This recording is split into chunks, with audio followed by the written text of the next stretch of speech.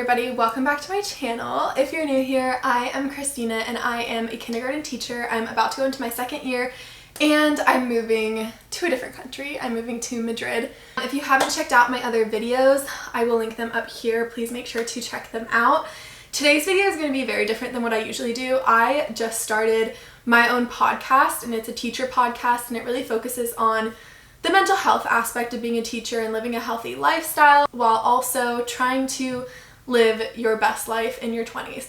So I thought I would film myself recording an episode and also upload it on YouTube just to see, if you guys like it. We're literally chilling in my childhood bedroom because I'm at home right now as I make the transition from moving from Florida to Spain. So I don't know, let's get started. I need to set up all my stuff. I have like my headphones and I really clearly am just starting out because this is the microphone that usually goes on top of my camera and I literally am using it as a podcasting mic. I don't think you're supposed to do that, but here we are. That's what we have. This is proof that you can start anywhere. But let me get everything set up and then we'll be back to start the podcast. Okay, let's go ahead and get started. Also, before I get into it, this podcast is going to be about sticking to contract hours and how I was able to do that as a first year teacher and just like really getting into the tips that I have for people, incoming teachers for that. So let's get started.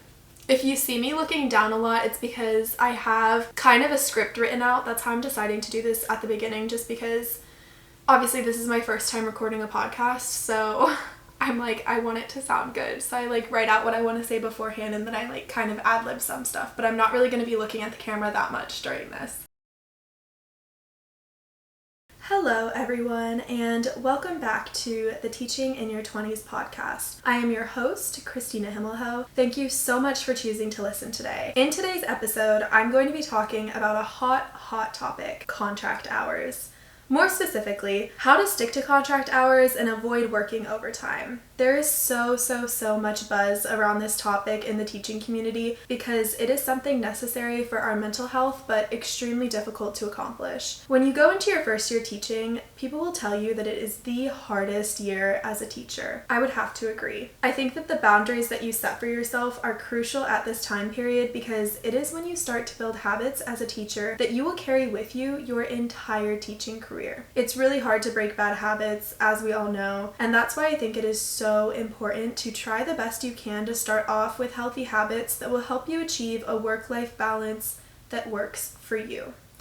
And this is going to look different for everybody just because each person is going to have a different idea of work-life balance. In today's episode, I'm going to be talking more about my point of view and how I decided to stick to contract hours, and for me, I ideally wanted to get to a point where I would be able to only stick to contract hours and never have to do extra work. That's what my mindset was when I was going into teaching because I had heard so many people tell me how difficult it was to stick to contract hours, and I'd heard a lot of stories of teachers who would stay after work until like 5 or 6 p.m., bring work home, be grading at home, and I did not want to be that teacher. I wanted to have a good work-life balance and I wanted to be able to balance my life outside of the classroom as well as inside of the classroom. And this was definitely so unrealistic for me as a first year teacher, wanting to only work the hours that you are at school, because if you're a teacher, you know that we barely have enough time for planning, and especially if you're going into your first year, you just have so much extra work than,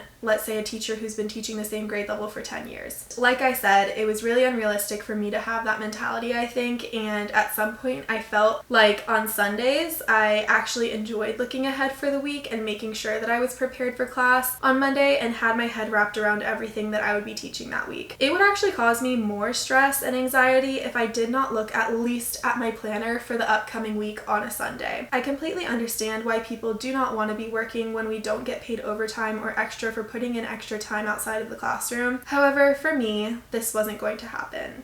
And like I said, it's going to look different for every single person, so take what I'm saying with a grain of salt. If you don't want to work at all on the weekends, you'll have to figure out a different strategy, but this is what worked for me and what kept me sane, what kept me relaxed, and what kept me with the least amount of anxiety, which is why I felt like I needed my Sundays or a Saturday just to at least look at my calendar. I think this is especially true for first year teachers, and since I was at the beginning of my first year teaching, I wasn't able to never work outside of contract hours. I think that's unrealistic, just given the amount of work that we have to do. And I think that in a lot of professions, you're working outside of the hours that you're supposed to be. I have a friend who I actually just talked to her like the other day on the phone, and she was telling me how sometimes she does have to end up doing work outside of the hours that you're given, and I feel like maybe that's just a part of life. As teachers, we want to limit the amount of time that we're spending outside of the classroom. So throughout this episode, I want to share tips just as to how I managed to stay as close to contract hours as possible in a way that allowed me to be less stressed, have enough time for myself, but still feel like I was doing everything I could to be the best teacher possible. The first tip I have is to get as organized as humanly possible. This does not mean that you need to be the type A teacher whose classroom is spotless. That's really not what I'm talking about, because I definitely am not a type A teacher by any means. Instead of trying to be someone that you aren't, find a system that works for you. For me, I decided to go old school and invest in a nice teacher planner to help me stay organized. The one that I have is from a company called Happy Planner, and they have templates specifically curated for teachers.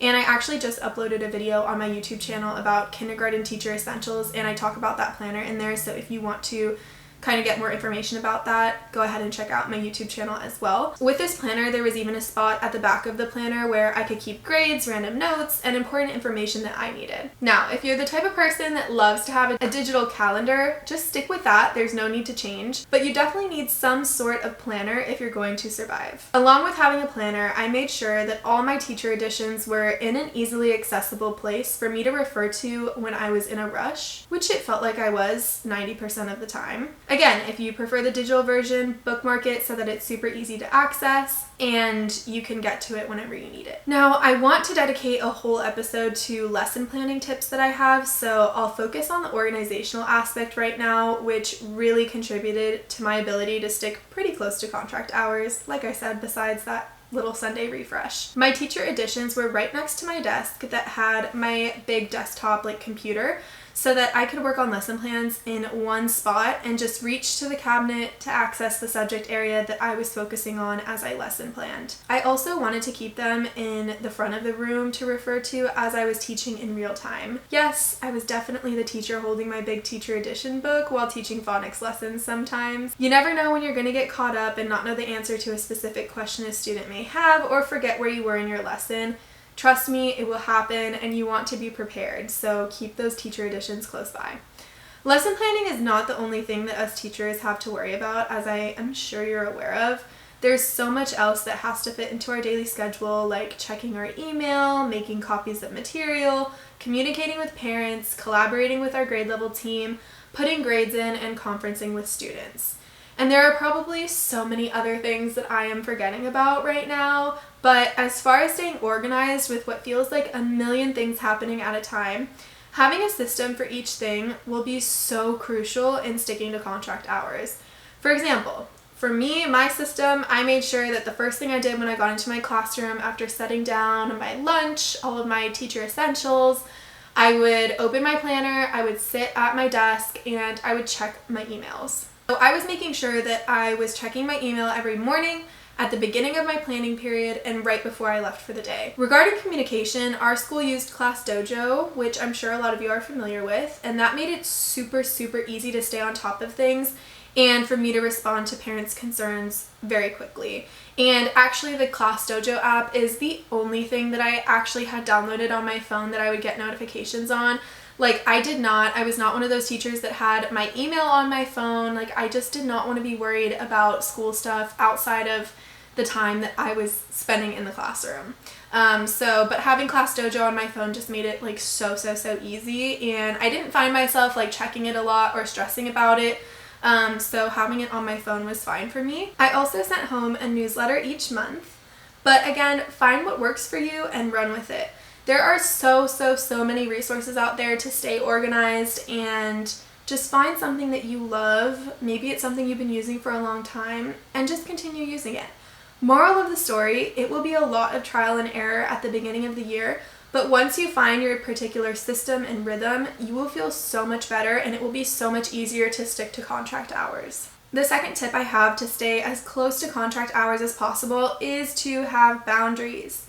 Now, this can take a lot of different forms, and we can touch on a lot of different aspects of setting boundaries as a teacher. The first one that comes to my mind has to do with parent communication. So, like I talked about, having the Class Dojo on my phone, make sure that you set a time for yourself where you say, okay, I will not look at Class Dojo or emails past, I don't know, maybe like 6 o'clock. Now, this has to work with your own schedule and stress levels. The anxiety, like I said, that each different person has, I think it really has to work with that. Like, if you're the type of person that you need to check it, if it feels like too much at the beginning of the year to say that you will never reply to a message after school hours, then don't.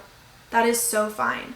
Set a time, like I said, maybe 6 p.m., or something that works with you that will alleviate your stress, but also not have you up until 10 p.m. talking with parents. Obviously, this is not going to stop parents from messaging you, but it will allow you to say to yourself, I've created this boundary and I will respond tomorrow morning when I am checking my email. Another example of a boundary would be allowing yourself to say no to taking on extra tasks that take up more time and energy than you have to give. It will be hard to say no at first, especially if you fall into the people-pleasing track like I definitely have. But with practice, it will become easier. An example of this could be maybe at my school, we had a kind of like a parent information night where we talked very in detail about the curriculum that we were giving. And one person from our kindergarten team had to be in charge of that and go to this event that night. It was probably from like 5:30 to 6:30. And as a first year teacher, I definitely would pull like I'm the first year teacher card, like I'm not gonna do this. That's how I would set that boundary, and I think that a lot of people on my team understood that and didn't expect the first year teacher to do that. So you shouldn't have to worry that much about people asking you to do extra things outside of school, but if you do, make sure that you try your best to say no and stick with it so that you have the energy to give back to yourself and just be able to survive that first year and stick to your contract hours. Okay, now my third tip is to stick to the curriculum that you are given. I feel like this is the biggest tip that I have that I wish I would have given to myself. Like, if I could go back and tell myself one thing going into my first year, or two things, it would probably be don't spend money on extra things, like random things like games and whatnot. And two, stick to the curriculum and do not worry about doing all of these crazy fun things that we see on social media. My Instagram and TikTok are full of teachers sharing the strategies they are using in their classrooms, cute decorations, elaborate activities, and so on. Don't get me wrong, I think it's so wonderful that we have that community and those resources so easily accessible, but it can get super overwhelming so easily. I don't want any beginning teacher to ever feel like they have to be spending hours preparing these activities that we see on Instagram in order to be a good teacher. Trust me, you will be a good teacher just by sticking to the curriculum that our districts provide us with. They're full of step-by-step explanations on how to differentiate for a specific lesson, what higher order thinking questions to ask students, how to get students engaged, and extra extension activities. Use those resources, and please do not try to reinvent the wheel. This will take up so much of your energy, and there is no way that you'll be able to stick to contract hours if on top of using and learning how to implement the curriculum, you're also spending hours trying to find a cute activity on Teacher Pay Teachers. This is no way me hating on Teacher Pay Teachers. I have used it before and I will continue using it in the future, but my motto is always going to be stick to the curriculum, and when you have time, and most importantly, the energy to do so, pull those super fun and cute activities from whatever platform you so desire. But we cannot do it all as teachers if we want to have a life outside of the classroom. The fourth tip I have is to ask for help and resources from your peers. This one is pretty straightforward and logical, but I wanted to mention it because I sometimes found it hard to ask for help because I definitely can tend to be stubborn and want to figure things out on my own. And it's not that you're not capable of figuring things out on your own. It's not that you are not capable of figuring things out on your own. It is just that you will benefit and save so much time by relying on your grade level team. The odds are that they have been doing this job much longer than you and have resources that they would happily share with you to help make your life just a little bit easier. And I just want to mention, if you're going into your first year and you've met your grade level team and maybe they aren't being super eager to share things with you, maybe find one thing that you have that you want to share with them just to get that ball rolling of like, hey, I want to collaborate. I want to make this a team effort. I want to make our lives just that much easier. And by you taking that initiative to share a resource with another teacher, it most likely will make them more likely to stop by your room one random day and be like, hey, like I'm doing this with my kids next week, just thought you might want to have it. So that would be a tip that I would have if it seems like maybe your team isn't sharing as many things. The fifth and final tip I have for today's episode is to make a mega to-do list and focus on one task at a time. I found that it was really helpful for me to frequently do something called a brain dump. I'm sure we all know this. And it's basically when you write down all of the things that you need to get done or tasks that you want to finish. You write them in no particular order, and it doesn't even have to be in a list format. The point of this is just to get everything out of your head and onto paper to help clear your brain and let you breathe just a little bit. This is crucial for teachers, especially because we are constantly thinking of a million things at once. Did I make copies of that worksheet for this afternoon? Did I respond to that parent that asked me to send them more information about their child's progress in my class? Are the pencils sharpened? And so on. By doing a brain dump, you can clear up room in your brain to actually get things done. After doing this said brain dump is where you can really organize your to-do list. This is where I would create a personalized to-do list, and I definitely did go a little bit crazy, and I actually had this color-coded. But you don't have to go down that route. But like I said, for me, it worked super well. So for example, I'd write down all my things. Maybe I'd have like 10 things on my list. And I would highlight the things that had to get done that day in orange, the things that had to get done by the end of the week in pink, and the things that had to get done by the end of the month in green. That made it so easy for me to quickly look at my list and see exactly what I needed to get done and focus on one task at a time. It is such a great strategy for productivity and worked really well for me, so I hope it can help some of you out there who might be struggling with sticking to contract hours. It makes it so that as long as you get things done for that day, you can go home with peace of mind that the other things on your list will get done. Because if you're a teacher and you've already started teaching, you will know that the to-do list is literally never ending. I don't think there was ever a point during the year where I had everything checked off my to-do list. I mean, except for like the very last day of school, obviously, but I'm talking about during the school year.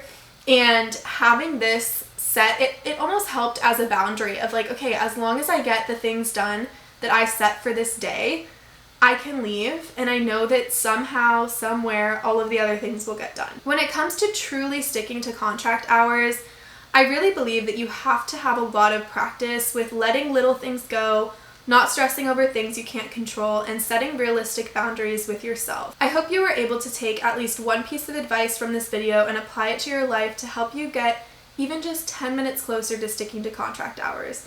There is so much more to life than just the work we do, but as teachers, I know that we all want to do the best job we can do. Just remember to prioritize yourself and truly take care of yourself in the way that you need, and trust that everything will fall into place. When you start taking care of yourself and making time to fill your own cup, you will be able to show up better than you could have imagined for your students. That is all for this week's episode. I want to thank you all so much for choosing to listen today, and make sure to give the podcast a rating and leave a review. I make sure to read all of them, so if there's something you would like to request, don't hesitate to send it in. Don't forget to follow me on Instagram, TikTok, and YouTube, all under the handle Christina Himmelho. Christina Himmelho. I also have a separate Instagram for the podcast called Teaching in Your 20s. And have an amazing rest of your day, and I will talk to you guys in next week's episode of Teaching in Your 20s. Alright, that is it for the episode. I'm going to edit it and upload it onto the Spotify platform.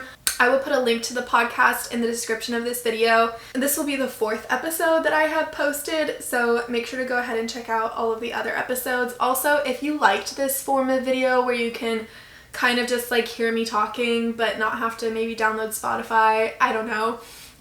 Basically, if you enjoyed this, make sure to leave a comment down below to tell me. I can make sure to record each podcast this way so that you guys can see it on YouTube as well. Thank you so much for watching, and like I said, I hope that this helped some people out there with some tips as to how to stick to contract hours, and I will see you all in my next video. Bye!